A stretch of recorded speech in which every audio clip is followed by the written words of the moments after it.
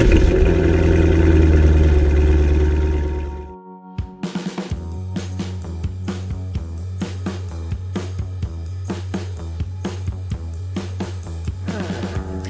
listening to the Cars of Carlisle Network, podcast episode 85. Gaye and Rita Liddick, Studebaker specialist, classic car couple. Cars of Carlisle is your favorite internationally downloaded podcast about all things automotive. Darren and his CFC team are ever searching for interesting automotive happenings, real stories about real car people, and fun features to inform and entertain you. Each week, the Cars of Carlisle crew brings you show topics ranging from car shows to team adventures to auto racing weekends to behind-the-scenes human interest stories from car nuts that live across town, across the country, or even across the globe. Come join the road trip.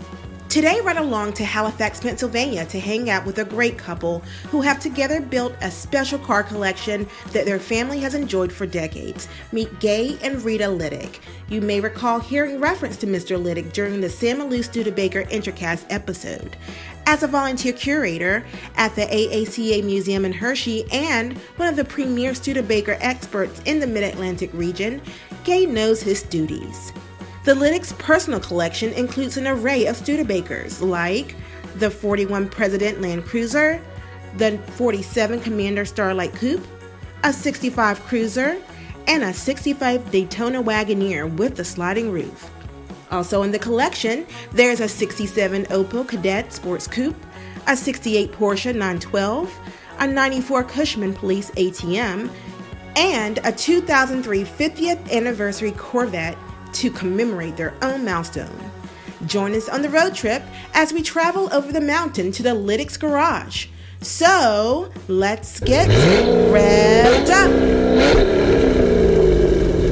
Hello and welcome back, Tubers, to your favorite informative automotive podcast. I am your trusted host, Darren, and this is episode 85. We're going to be talking with a really cool couple that have spent multiple decades, many decades, married and collecting cars and seeing some great parts of the country and just enjoying their vehicles. And with that, I'm going to have you ride along to Halifax, Pennsylvania, which is just a short trip from Carlisle. And we spent a couple hours with Gaye and Rita on a Saturday, and really excited to tell you about, they'll tell you all about their history, their journey, and some of the great cars that are in their collection. So I figured with the trivia question, obviously Gaye is one of the foremost experts in all of Pennsylvania in the Mid-Atlantic region for Studebaker knowledge. In fact, the AACA Museum in Hershey relies heavily on him. But I wanted to actually ask a question that was not Studebaker-centric, but rather with regard to the Opel. In fact, you heard that they have a 67 Opel Kadett Sport Coupe, and the trivia question is going to be based around that German manufacturer. So the question is this: the Opel automobile group, that as a manufacturer, they didn't always produce vehicles. Getting its roots started back in 1862, it was founded by Adam Opel. And in fact, the company manufactured a couple things before they ever got around to cars. And trivia question is, what would one of those household items be? And I'll give you two of the answers when we wrap up at the end of the show.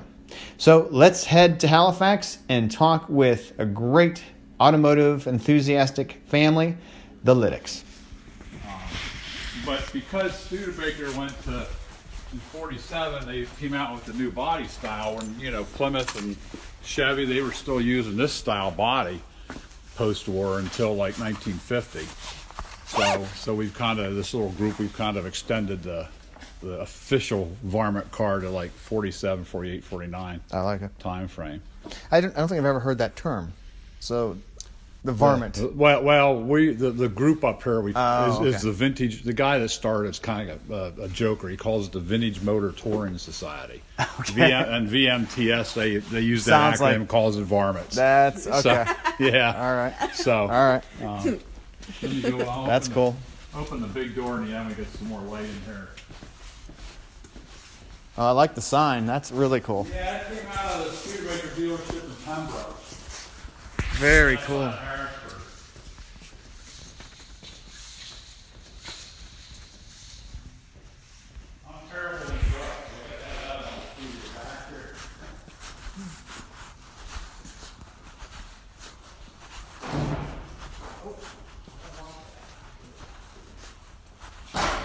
really cool Opal. Is that yours? That's mine, yeah. Wow, what a cool little German car. That's my show car, full restoration. Opals are cool. We've been AACA members since '73, and so that's been through the AACA judging. Really sharp. Gotten every award in the judging category. I've been nominated 3 times now for the jury national award. I'm hoping 3rd time's the charm to get picked. Wow. Been nominated twice before, but didn't get selected. Did you do your own restoration? No, I just no. I'm a mechanic. I'm not a body guy. Okay. I hate doing body work. Okay. But there's a long story with that. My father bought one. This is identical to the car my father bought new in '67, and he wasn't a new car guy, so it was quite a shock when he came home and said he bought a new car. And it was a family car. The original one was a family car. I drove it. That's why I learned to drive on and drove it in high school. My wife and I dated in that car, and wow. I went to my brother while he was in college, and then I got it back in '79 and drove the original Opel till like the late '80s. So my daughter remembered the car and everything, and I found this on eBay, identical, just identical to it. So I couldn't help but buy it. Yeah. And then it got tore all apart and restored. The AACA judges on a 400-point system. You start with 400 points, and they deduct for things they find. And it's been judged 4 times, and I've got 2 400s and 2 396s. So, yeah. Okay, that's amazing. Yeah. I mean, Yeah, I know nice. how that's a rarity. We showed the car debuted the car in 2016 at the import show at Carlisle, and I won best European in the Carlisle import show judging. That's amazing. Yeah. Now, do you trailer it?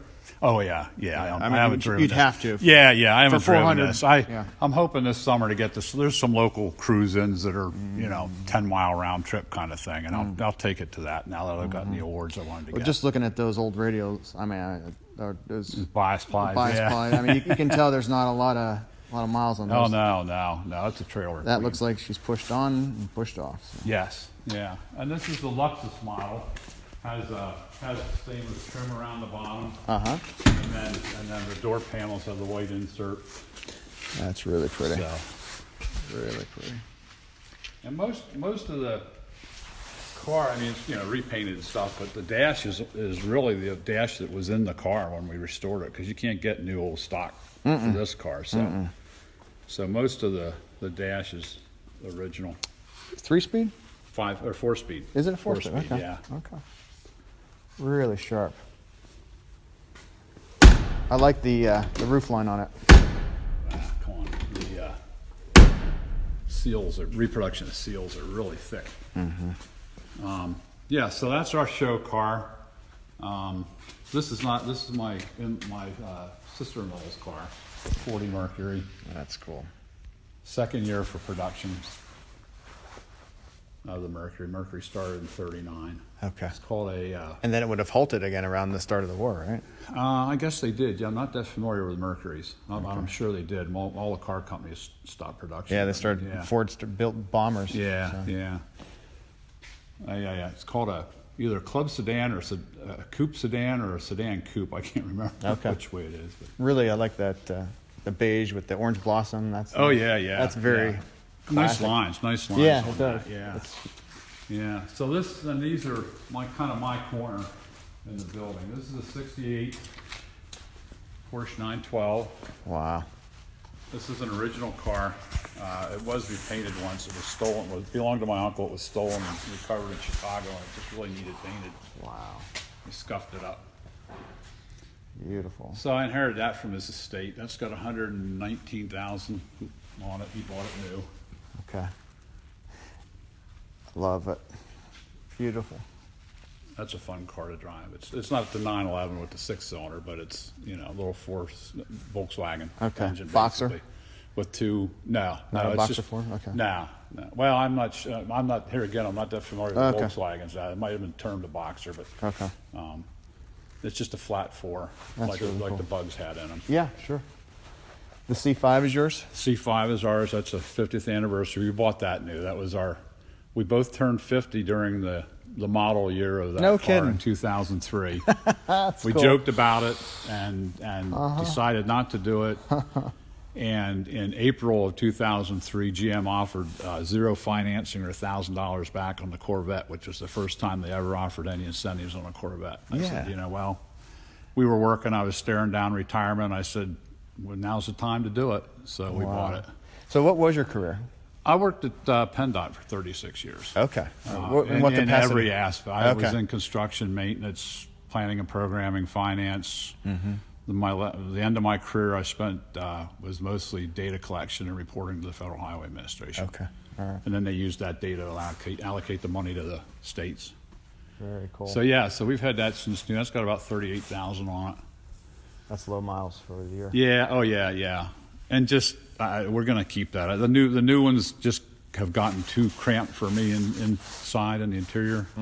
That's a modern, let's say a modern Corvette. With plenty of room for us to get around. Well, it's more like a nice GT car. I mean, you can take that on a 300-mile trip and be fine. It'd be comfortable. Yeah, I know. Yeah, I had two C3s when we bought that, and they disappeared quick because I figured I'd never be driving them again. Yeah, understandable. Yeah, we've had Corvettes over the years. Well, what for my listeners, just if you would describe, I mean, obviously from a curation standpoint, everything that you for the AACA now. I mean, talk, if you want a little bit about that, would be great. About my time in the AACA? Yeah. Well, yeah. Like I said, we joined in '73, right after we got married. I haven't served. I'm a Hershey region member since we're local. Okay. I haven't really served as an officer. I've always volunteered at the fall meet, doing something. Right now, I'm involved in the car corral. But we've just gone to the Hershey region events over the years. Got into remodeling a house down in Harrisburg. Took us away from that for a while. You know how it is. But sure. Yeah, we've always been involved in that to the point of going to the regional meets. We never went to national meets till, actually my father-in-law restored a car in 2012 and we started going, and that kind of got us the incentive to do that with the Opel. I bought the Opel in 2009 as thinking, well, I'll fix it up when I retire. And 2010, we took the Opel to the import show at Carlisle. It was running. When I bought it, it ran nice. It just was really rough, and when I couldn't get it tagged, having to take pictures of it. Okay. Now you don't need pictures for an antique tag. If it was now, I would have just put antique tags on it and drove it the way it was. Sure. But anyway, it's 2010. 2011. We took it to the import show in Carlisle, and I won Most Needy Opel.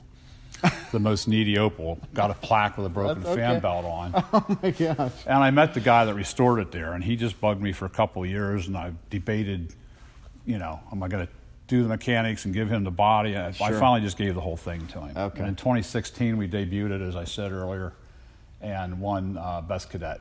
It's fantastic. So, yeah. So, like I said, that's been really heavily involved in the AACA since we got that and trying to get to events. Get it out. Get a lot of attention with that. Sure. But I've always had antique cars and gone to the Hershey region events with the AACA. I've been more involved in the Studebaker Club. Well, let's talk a little bit about that. So, I mean, that's because you are a leading expert. Yeah. Well, I don't know about that. Yeah, Sam and Lou, I think, said the foremost expert. Well, we like to think in the area. In the area. Let's add in the area for that. We can give you that footnote. Sure. Yeah. So the next car we have here that's a '47 Studebaker Commander. In '47, they built two models, a Champion and a Commander. The Champion was the smaller flathead 6. Commander is a larger flathead 6. Okay. This model happens to be the Starlight Coupe, 5-passenger coupe. They called it the Starlight. Has the 4 wraparound windows in the back. This is interesting. It's almost like the paint. It's Coronado Gray. Coronado Gray. Coronado Gray is the name. It's like an overcast sky. Yeah. To me, it looks like it has some blue in it. There's a hint. My granddaughter said it has red in it, and my wife's uncle is a painter. He said, "Oh yeah, there's some red in that," and I don't see it. Okay. But Maybe I don't have. To me, it looks like it's a kind of a blue sign. Yeah. I never cared for gray cars, but gray or silver cars. But this color is really nice. Sure. This was restored. I bought this in 2011 off of eBay, and it's an older restoration, obviously. But boy, it's a great road car. Oh, I'm sure it's like a turnpike cruiser. Oh, yeah.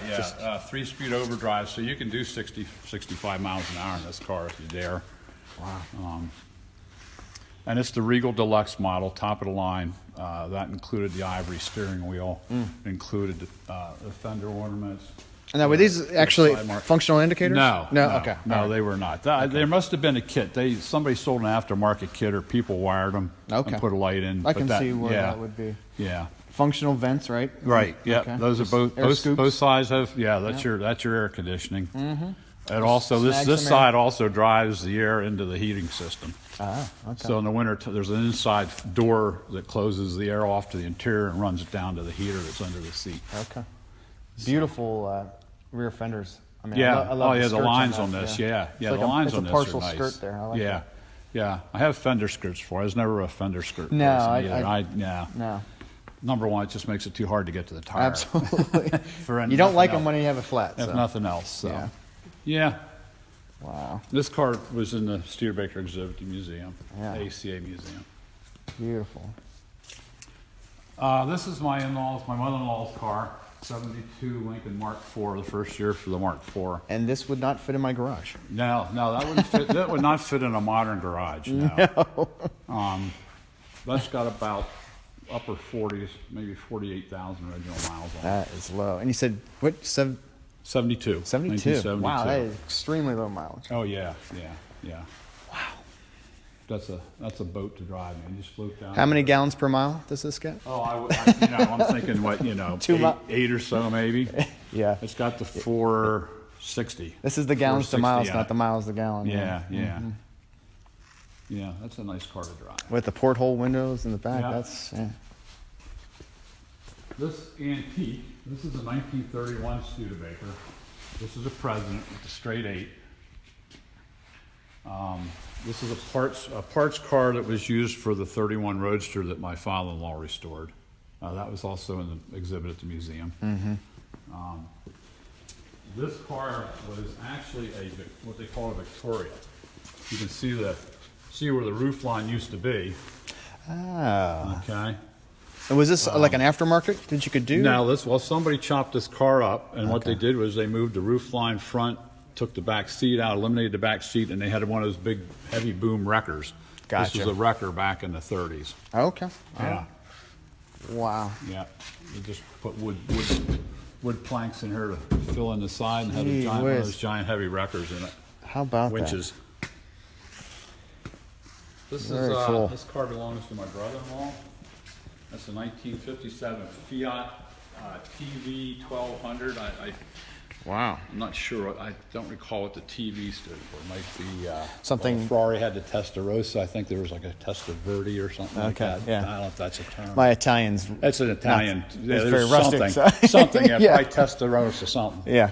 It has a custom Pininfarina body on it. That's what makes these cars unique. Well, nothing wrong with Pininfarina. Oh no. Gorgeous lines. Oh yeah. These are really nice looking. Interesting emblem there too. Yeah, isn't that something? Yeah. It's like a ski jump, you know? That's special to this car. I'm not sure if the interior is any different than the normal Fiat of the Air, but that's cool. Yeah, that's a neat little car. That really is. True, roadster fun right there. Yeah. This is my '94 Cushman. Oh wow. Now an antique. That can be made street legal. I inherited that from my uncle that had the Porsche as well. He lived in Mount Gretna, down southern Lebanon County, which is a hilly kind of artsy town. He did stained glass. I was just going to ask. Yeah. I was trying to figure out what its purpose or life was. Well, he used it to run around the town down there. If you've ever, it's really cool little touristy kind of thing. Yeah. Nice ice cream stand, and they have an art show in August. And he'd use that to run around the streets down there instead of his car. Sure. It's got a 3-cylinder engine, lays on its side underneath the seat, which right now really needs rebuilt. It smokes like crazy, but he kept it street legal, kept it inspected. Wow. With a top speed of probably, I don't know if it would do 30 or not. I don't know if I'd want it out in the And streets. I would want to be real careful real with my careful. cornering. Yeah, I can see those little skid absolutely. plates there. Yeah. But it was originally a meter-made vehicle in New York City. Okay. Well, that makes sense. Yeah. Absolutely, it does. So he had bought it. A place up in Hazleton area buys them and sells them. Okay. Buys them from the police department and sells them. Okay. It's called a police ATM, and I haven't found out what ATM stands for. Other maybe alternate transportation or something. Okay. Yeah. Interesting. So, in civilian life, they're called a truckster. Okay. What's underneath the clamshell there? Is that... Oh, that's on this. That's just storage.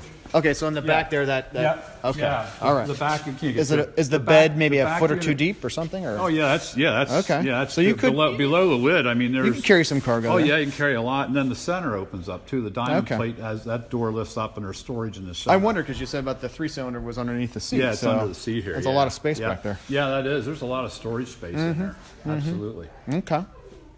That's a 41 President as well. That was started to be restored when my father-in-law found a better one and restored that one. So that got to the point where everything was tore off, and then he found this other one up in New York and bought that and restored that one. Gotcha. Okay. So that's kind of just hanging around for parts if we need them. For hopefully we don't need fenders and stuff. Well, yeah, that's kind of a for that car. right. That would mean it got hit. So yeah, we don't want that. no. Wow, These are both mine. These are 1965 Studebakers. In 65 and 66, they outsourced their engines from Chevrolet, so these have 283 V8s in them. Okay. This car is a sliding roof station wagon. So I've heard. Yeah. This panel slides into here, so the whole thing's open. So, okay, this goes all the way into panel here. Slides, well, not quite all the way up. Yeah, about Okay. there. Yeah. Well, boy, if you're a kid back here, that would have been really. Oh cool. yeah. The advertisements for these cars had refrigerators standing upright in them. You know that kind of thing. I've seen some of Yeah, that vintage yeah. marketing. Yes. The another ad that had a photographer on a high ladder filming a car race, that kind of thing. Wow. Isn't that something though? That I still feel that was such a cool era. So, with the print ads and the marketing. Oh yeah. I love looking at the ads for these cars. All the companies tried to outdo each other. Yeah. And you don't have that anymore. No, I mean, it's just no, there was you an don't. art to it. It was. Madison Madison Ave and everything. It just. Yeah. So this has been I'll have this 2 years in March. Okay. I started to work on this, and the engine is stuck on this. And while I was playing with this came up for sale and was ready to go. Sure. So we've been using this for the last 2 years to get around. Okay. Is this The just like? Studebaker events? Okay. I didn't know if this is kind of like a get ice cream car as well. No, no. We've had this. We were down in Boyertown for a weekend with this this summer. It's been to the AACA, our Hershey region events. Mm-hmm. I volunteer at the AACA Museum, so I'll drive it down there if it hasn't been driven for a while. Just to kind of stretch its legs. Yeah. And it probably just hums along at And I get 65. to park at the front door. So That's all good too. the antique car parking. And this will just hold 60, 65. Oh my, yeah. Yeah. This will do 70. Yeah, you can barrel down the road in this. Yeah. There's a lot of inertia once you get moving. Too. Oh yeah, what a heavy car like that. Yeah. So now this has been moved to the lift. I'm going to soak the cylinders and try and get the engine freed up and see if I can get it running, and see how well it runs, and we'll go from there. Okay. But this car was a family car. My father-in-law bought this in the late 70s from the original owner with 40,000 miles on it. It was chauffeur driven. The original owner never sat in the front seat. She had a little. Wow. Yeah, she was a single elderly lady that her family owned a department store in Harrisburg, and she had this little guy, 90-year-old guy, chauffeur her around. That's a pretty in cool this car. story. Yeah. That's a really cool story. So my father-in-law bought it. They used it. It went to my brother-in-law while he was in college, and then my Rita's younger sister, used it, and she was in college, and it got parked up here in 1985, and that's where it sat till 2 years ago. Wow. Yeah. Very, very cool. What I always like to ask how people knew that they were a car person. Was it early on for you? Well, it was. I was destined. My grandfather on my mother's side, my mother's father was a chauffeur in the late teens, early 20s for a banker in Harrisburg, and the chauffeurs maintained the cars. My grandmother, my mom's mom, was orphaned at the age of like 12 or 13, and this family took her in, and that's how my grandparents met then. She worked as like a maid for him. Gotcha. He later worked for a Harrisburg Truck Company, I think it was called, and Harrisburg Buick eventually, and then he eventually started his own garage. And from what I'm told from several people, if you had a Buick in Harrisburg, you went and saw Cy Grundon. So they went to Cy's garage. That's cool. So he was the Buick guy in Harrisburg. That's great. He had 3 sons, my mom's brothers, my uncles. They were into cars, boats, planes, so... Anything with an engine. That was in my DNA, you know. Well, sounds like it's imprinted. Anything with an internal combustion engine. Yeah. So, growing up, we were the uncle that lived in Harrisburg here was a pilot for Hemp Brothers. So when he wasn't, flying the hemp someplace, why he had me at the airport with him. What a He cool. was him and his buddies were friends with the guy that owned the seaplane base in Harrisburg. So if it was summertime and the weather was nice, we were at the seaplane base. They had Where was that located? Because it's not there anymore, right? it's right now it's a sign shop. It's right at the Walnut Street Bridge, Okay. the Iron Bridge. Okay, yeah. Yeah, right next to the Iron Bridge. I never knew much about that. Yeah. Well, the owner, Bob McFarland, had a seaplane, plane with pontoons on it. Sure, yeah. Yeah, so it became the Harrisburg Seaplane. And I was going to base. say, that's something you see up in Canada and the Right. Pacific Oh, Northwest. yeah, but yeah. to find that, you got to Yeah. really be you Well, got to be talented to come in and hit the Susquehanna. Then with bridges, Not a lot of room for mistakes so there. my understanding is he would taxi under the Walnut Street Bridge and go upriver, and you had to be airborne to get over the Harvey Taylor, So maybe I'm not familiar with when the Harvey Taylor was built. I imagine it was around in the 60s. So, but anyways, Wow. Cool story. my uncle and his buddies had a 16-foot runabout. They put a 6-cylinder Corvair engine in it, and the first jet drive on a boat in the Harrisburg area, and raced it at the Capona. That's really cool, too. So I was there helping. Yeah, I'd be there helping with that. Tinkering. When I turned 14, I think I was allowed to take it by myself around the island. Okay. So I just grew up with this stuff. So you really kind of, if nothing else, you went through your childhood years and development years with a wrench in hand. I mean, it's, yeah. If it had an engine, not only did you love it, you were tinkering I was on helping it, so. them with it. Yeah. My uncle had the Porsche,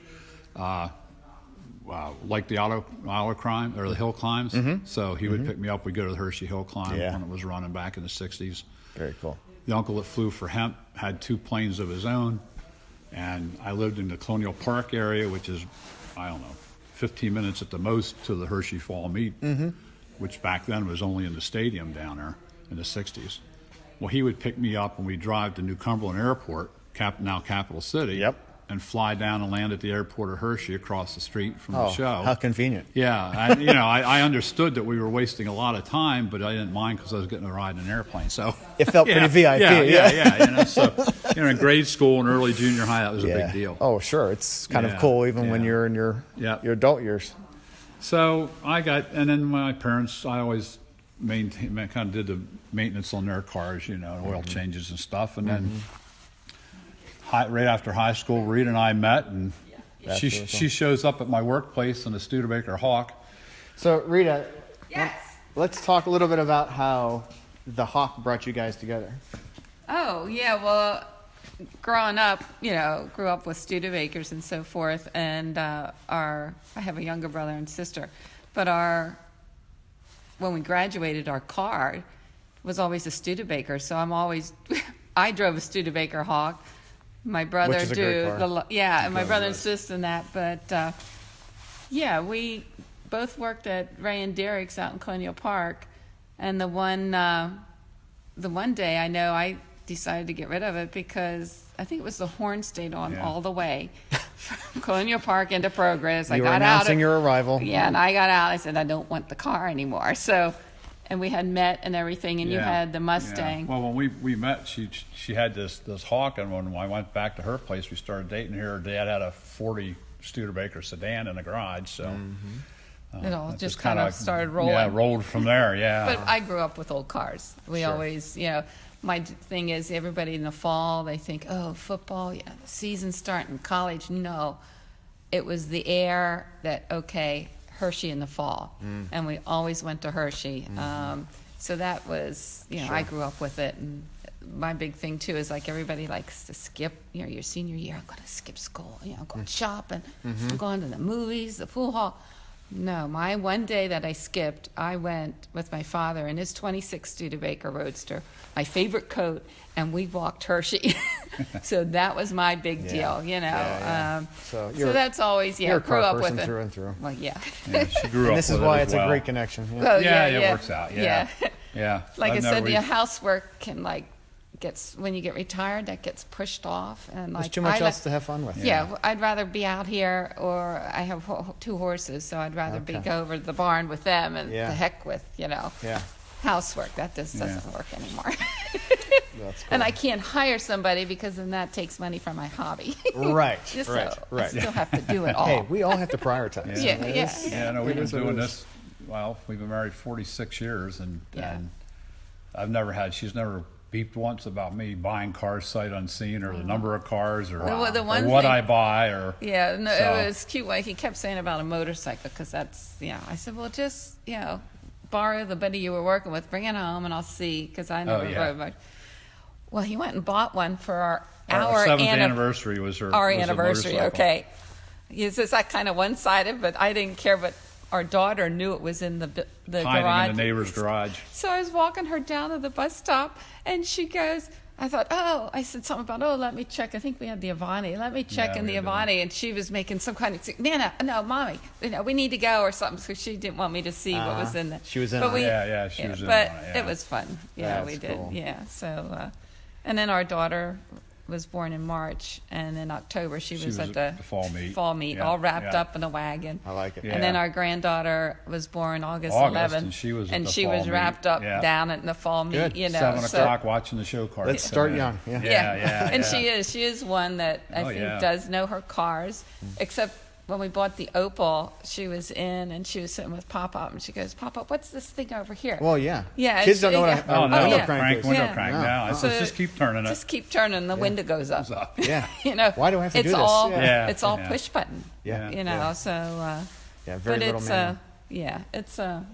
I do enjoy it, and you meet so many different people. That's what I love about the Oh, hobby. yeah. And you can sit and talk. And Never would everybody... have had a chance to meet you guys. I mean, it's, yeah. What other, part of your story together, and because what I think is really fascinating part that I like to focus on is just the fact that usually a spouse, male or female, I mean, it doesn't have to be the gender specific, but will go along with it and just accept it. But it's so neat that you both embrace it, and it somewhat brought you together, and it just is a big part of your life together. Oh yeah. For these 46 years. Well, yeah. I mean, it's nice to. I have so many friends and the buddies in the car hobby that wound up divorced over it, or constantly are by themselves. Every time you see them, it's only them. Yeah. So. It was nice that we always did it together. It was a family thing. It was family. It was something we could do. Yeah. And you can take a family with them. And we realized we had Corvette when we first got married. He told you the whole story and stuff. We didn't get into that, but But and I was telling you, every milestone we'd wind up getting a Corvette, but never joined a club. So we bought a Corvette. We go, we'll join the club. So we're sitting there, and I probably at that point, we were like 50, so we sit back and we're looking at all these 20-year-olds, mid 40s. That was the late and 90s. cleaning these cars and going like this. And I looked at Gaye and I said, "We did that back in when we were 20 or 30. Yeah. They can spend all day detailing and have all the all the trophies and stuff. But we're sitting there, and I said to Gaye, I said, "It's so different. What's different here? They're 2-seaters. There's no family. Just couples, It was just couples. Yeah. The kids weren't there, So there's a different energy then. There's different, because then we joined our Studebaker Club again, and then went out to South Bend took our parents out to South.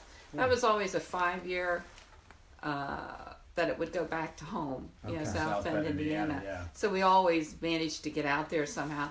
But we went back after probably about 14 years or so. We went back we were away and from it, actually like I said. Walking through the fairgrounds and looking at people. Seeing our old friends. And this is what it is.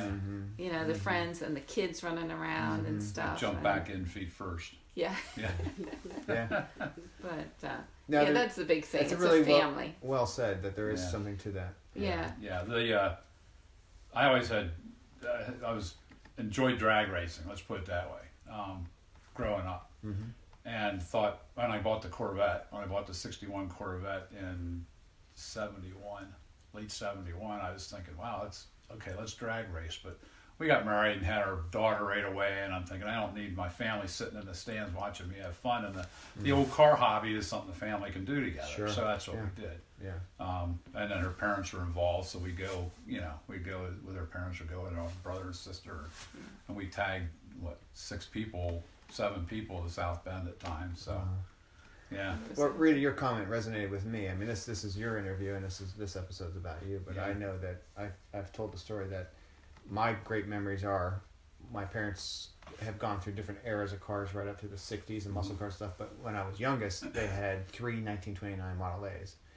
And the show car was a cabriolet. And but also just having a pickup and things like that. But I remember every Saturday morning or Sunday after church, we would be going somewhere. Oh, yeah. Typically a car show. My sister and I in the fall would be in that rumble seat with about 9 quilts over us. Oh, yeah. Trying to stay But warm. it was really cool. Yeah, but very Yeah. And then when we got to the show, we each had our jobs. I was the wheel man. I'd get out and polish the wire wheels and do the white walls, and then I would listen to my father very carefully. I knew the mechanics of the car and everything about it. So if he was off doing something, someone would walk up and they'd ask a question or they would make a comment. I would correct their fact. Yeah. A little arrogant kid, like, no, you're wrong, it's this. Yeah. And then I would just start being a little spokesperson. Let me walk you around and tell you about it. You know? And that's how I got into the whole thing, too. Yeah, well, that's that experience is with I do all the detailing. Yeah, she's the detailer. We actually took a Corvette took a Corvette,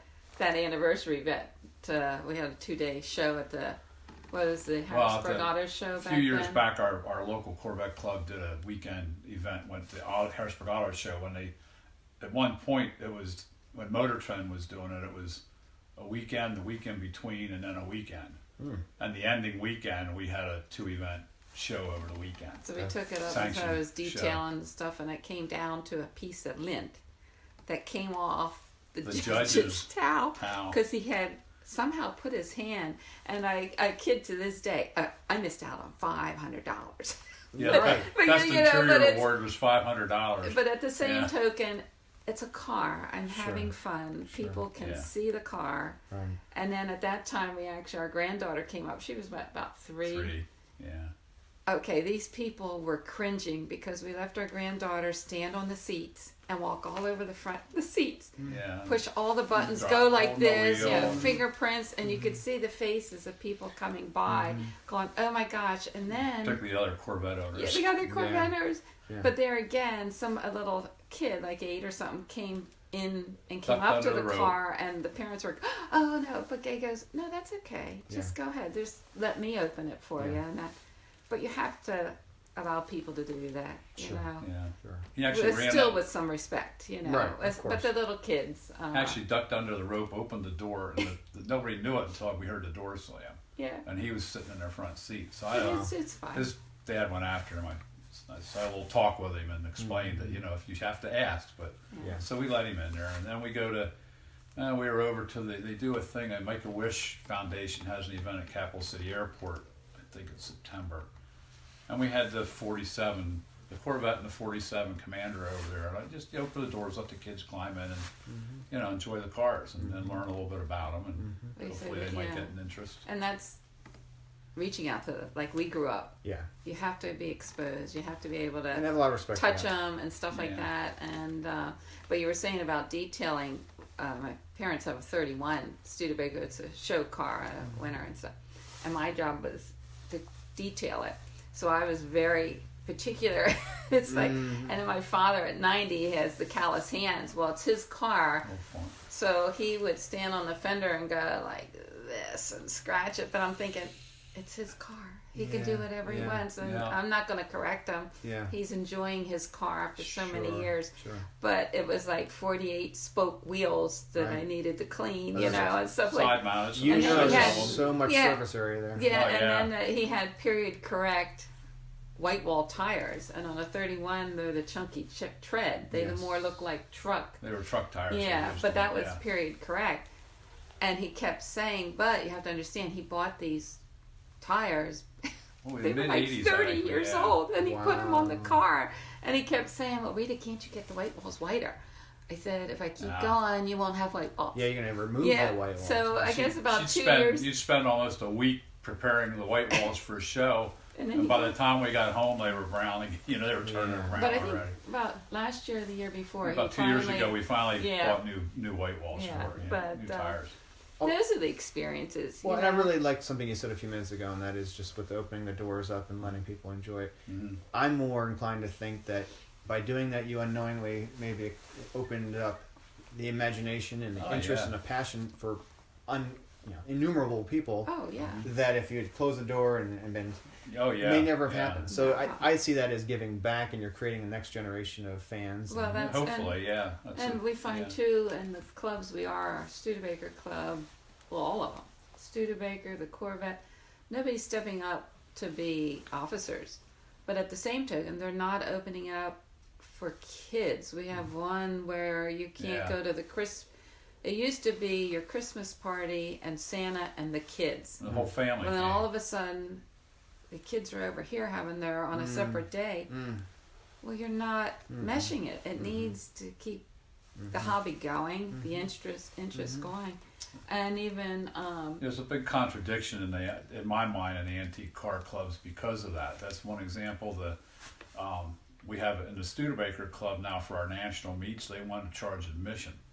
If you don't register your car, register for the meet, and you walk off the street and want to just go to the Studebaker flea market, say, you have to pay to get in, and that's just contradictory to the problems we're having. Yeah, you need inclusivity. Yeah, you need to have it open to anybody that wants to walk in there and see the parts or shop, or if they have a car. Well, how do you grow this Studebaker fan base unless you open your arms and wave them towards you? Yeah. That's with any of the car clubs. They all seem to be starting to struggle. We have a couple clubs that have flea markets that they've gone from a Friday, Saturday, Sunday event. They moved to a Thursday, Friday, Saturday event. So Saturday, everybody's packing up and leaving. Yeah. Well, the kids are in school, and the parents are working. That's right. They can't come on a Friday. Friday's the big day at these things now. And the club will complain we can't get any new members, but yet they're doing this kind of stuff. They cater to the retirees. Yeah, that's kind of what happened. That's what happened. Yeah. And our Studebaker Club every year in March down at the York Fairgrounds had a big, for 40 years? 44 years, 45 years. It wasn't profit, but it was flea markets. All the flea markets, all Studebaker. Yeah. Two buildings full of vendors. When did we end it? 2 years ago? 17, yeah. And I have a picture of my parents with their 31 in the building, and a man came in off the streets, wanted to see the show, and he goes, "Where is everybody left?" And it was like 2 o'clock. Like 2 o'clock Saturday afternoon. And so I got the last picture of my parents, which are probably the oldest members, in our Keystone region, talking to somebody came off the street. No one. No one around. I said, everybody was gone. That's what's happening. Yeah. Well, and I really appreciate the time that you gave to Sam and Lou. I mean, they're guys in their mid-20s, and I'm so excited to have them part of this team because it was neat to see that interest they had. Right, and it's a raw passion, and the fact that they're a generation behind me, and I'm glad for that, and I'm hoping that kind of thing sustains and continues on. You do have to make a correction to their intercast. Yes, please. They mentioned that Governor Pinchot Carr was a 1937 president, was a 1931 president. All right. Yeah, I'll have a talking with them. That's a big difference. I wanted to mention that to you on the phone the other day, and I forgot. All right. We can do a fact. They can. We can redact their next one. They can. Redact it. The new term. Yes. They can correct that under the next. Sure. How many people you can catch that. But, that's all good. Yeah. Well, I always like to give you guys or the guests the final word, just. As a family, as a couple, and just anything that you'd like to close with. Well, I don't know. I just say it's a great hobby for the family. Like I said, there's Central PA is I'm going to say it, but Central PA is probably the largest or the best area for car activity over the summer. Unfortunately, we can't do it in the winter like you can in LA, but but there is something. I love where I am because of that reason. For any car interest at all. Every Saturday and Sunday in Pennsylvania. It's a hotbed. Central Pennsylvania. I have a cousin that moved, a car crazy cousin, lives here in Millersburg now. Was one of my idols growing up. He's only about, well, he's my mom's cousin, but he's about 5 years older than me. Mm-hmm. Would come down and try 5 Chevys and Mustangs and take me out in them. And I was in high school. He came down in his Corvette. And we stopped at the bar, and I'm thinking, well, what am I going to do? He says, we'll come back in an hour and a half with the car. So I'm driving high school, 12th grade, and I'm driving a mid-year Corvette around, side pipes and stuff. Was it a 65, 66? 66. Yeah, what a gorgeous. 65. Gorgeous. He still has it, 65, yeah. Boy, didn't you feel like a king? Oh, I picked up my buddy, and we burned a tank of gas up real quick. So. That's awesome. But like I said, it's a great family event. There's always something going on in the area, and you don't have to have that most desirable convertible. I walk Hershey and I see these 4-door Pontiacs from the 70s that are green on green. That's not a good looking car, but it's a 4-door. You can carry a lot of people, and they're cheap. You know, they're not $80,000-$90,000 cars. Mm-hmm. So the point of entry is right. You know, for $8,000 to $10,000, you can still get a pretty nice car. Sure. 4-door or something like that. Yeah. And it's like hometowns. I always say, you may not be impressed, but it means something to the person that lives there, or in the case of the car, that bought it and owns it, and So have the respect of it's something to them. Yeah. So my advice is to anybody in their 20s, you don't have to have a car. You can just go to the shows, walk around with your family and enjoy it. Yeah. So for sure, I appreciate that. Don't hesitate. Good point. Yeah. Rita, anything that you'd like to say? No. He pretty much said it. It is a family hobby where, one isn't going, out not knocking other hobbies or whatever. It's not a man's hobby only. But you guys really share it, which is amazing. Oh, yeah. And, but you have to love cars, and you have to love sitting on the tarmac and 101 degrees. Yeah. I mean, if the spouse or the other significant other isn't willing to do that, that's not your thing. Yeah. But, and sit, and I enjoy doing that. And it's the people, that 100%. You meet and talk, and we might hear the same story year after year, but we all still enjoy it. It's just meeting the people, I think, and being able to go to different places. It's great, Yeah. I'm glad we did it. Yeah, our daughter wouldn't have seen as much as she saw if we hadn't done this, traveling all over the East Coast with the Studebakers. Sure. Yeah. Well, you guys are indicative of the whole people part, and that's part of the whole car community part of what we do is it is the people. Sure, the cars are fantastic, but they bring people from all over, from all walks. Oh my, and it's the great equalizer. I mean, volunteering at the AACA, you probably see every walk of life. That's really interesting. And Hershey, for many years I volunteered selling programs. I met people from all over the country. Okay. The Opel. The guy came by our flea market spaces one time. I had an Opel part. It was about a year before the car was restored. Guy from Germany, and we started talking about the Opel Kadett. And I'm restoring it. Oh, yeah. Well, the following year at Hershey, we had it in Schofield. And he came by. Do you remember? Yeah. Oh, yeah. It was really cool. That was cool. Well, isn't that what other hobby can you make friends from all over the world? Oh, yeah. Instantly. I mean, that's.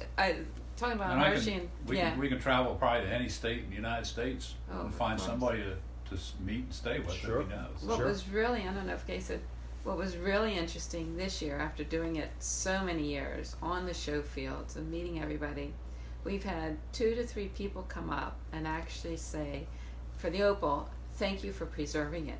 Yeah, yeah. This is the first time in all these years thanked us for preserving it. And I'm thinking, that's a turn in what people are thinking, how maybe looking at the antique, car world.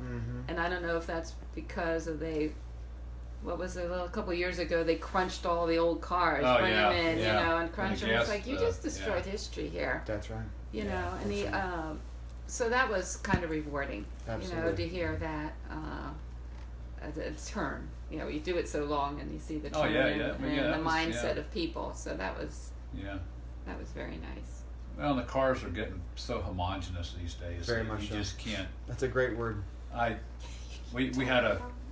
Well, I'm actually co-chair of the car crowd down in Hershey, and ran the Data Show registration this year, and not asking everybody and seeing every car that came in. I turned around and here's a PT Cruiser sitting on the car crowd for sale, which, you know, I thought, oh wow, have we gotten to the point where we're letting PT Cruise, you know, in the 25 year to be an official antique. That's true. Yeah. And I didn't, you know, we're getting to that time frame in cars, and the next year will be 95. And you just, you know, Change in the body. somebody came in and asked me, says, what's that PT Cruiser doing here? I'm thinking, well, isn't it old enough? So we had to got on my phone, and sure enough, they didn't start building them until like 2005 or something like that. Okay. So, you know, they're getting to that point where you can't even tell what's coming into Hershey just at a glance whether it's old enough or not. That's a good point. That's a really good point. So, well, thank you very much for having us. Well, I'm glad you stopped by. Yeah. Welcome back to the studio, Cubers. Hope you enjoyed our trip over to Halifax and meeting with Gaye and Rita Liddick. Really great family, great couple, and had so much fun hanging out with them in their large building full of their amazing vehicles. So I do owe you an answer, actually two answers to the trivia question, and that was posed at the beginning of the episode. In Adam Opel back in 1862 in Rüsselsheim am Main, Germany, had started a new company. Before they produced that first automobile, which was in the year 1899, they manufactured two relatively common items prior to cars.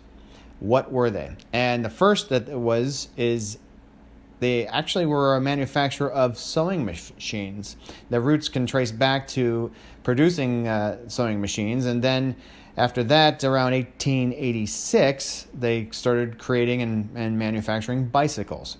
So they had some other non-automotive starts, and then, as you can see, they got into creating the vehicles that we have seen since. And I know that with 1967, with the Kadett, it was such a great vehicle. Enjoyed looking in and walking around. I haven't spent much time with Opels of that era, and with Gaye explaining everything about it. Just a really cool vehicle.